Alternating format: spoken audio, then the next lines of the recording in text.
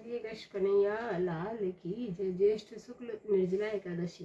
व्यास मुनि के पास जाकर भीमसेन ने पुकार की, मेरी पूज्य माता कुंती का पूज्य भ्राता युधिष्ठिर तथा अर्जुन, नकुल, सहदेव, द्रौपदी आदि एकादशी का व्रत करते और मुझे भी शिक्षा देते कि तू अन्न मत खा, नरक में जाएगा।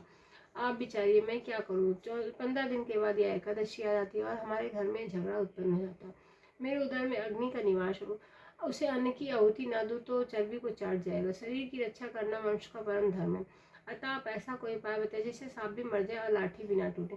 अर्थात ऐसा व्रत करो जो वर्ष में एक दिन करना पड़े और मन में व्याधियों का नाश करने वाला हो। 24 एकादशी का फल उसके करने से मिल जाए और मुझे स्वर्ग में संबंधियों का के साथ ले जाए। व्यास जी बोले, इसे ज्येष्ठ शुक्ल पक्ष की एकादशी का नाम निर्जला है। ठाकुर जी की चरणावधि वर्जित नहीं, कारण है कि तो अकाल मृत्यु को हरण करने वाला है। जो निर्जला एकादशी का व्रत श्रद्धा सहित करता है उसे 24 एकादशी का फल मिलता है, इससे ही स्वर्ग को जाता है। व्रत में पितरों के निर्जल पंखा, छाता, कपड़े का जूता, सोना, चांदी, मिट्टी का घड़ा, फल इत्यादि दान करें। मीठे जल का प्याव लगाए, हाथ स्मरी रखें, मुख में ओम नमो भगवते वासुदेव इस द्वादश अक्षरे महामंत्र यही है।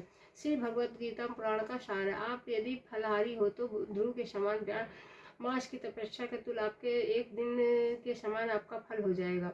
यदि आप पवन आहारी आज रख सको तो ध्रुव का 6वें मास की तपस्या का समान फल मिलेगा।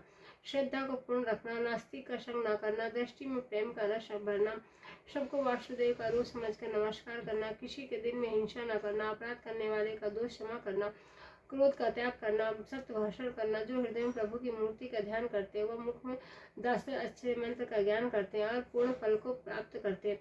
दिन भर भजन करना चाहिए। रात्रि को रामलीला, कृष्ण लीला, कीर्तन के सारे जागरण करना चाहिए। दासदशी के दिन प्रथम ब्राह्मण को दक्षिणा दे, फिर भोजन खिला कर उनकी परिक्रमा कर ले और पक्का फल ब्राह्मणों से अश्वमेध यज्ञ के समान हो बर मांग ले। ऐसी श्रद्धा भक्ति से व्रत करने वाले का कल्याण प्राप्त होता है। जो प्राणी मात्र को वासुदेव की प्रतिमा संभालता है उसको मेरी कलम लाखों प्रणाम के योग कहती है। निर्जला का महत्व सुनने से दिव्य चक्षु खुल जाते हैं।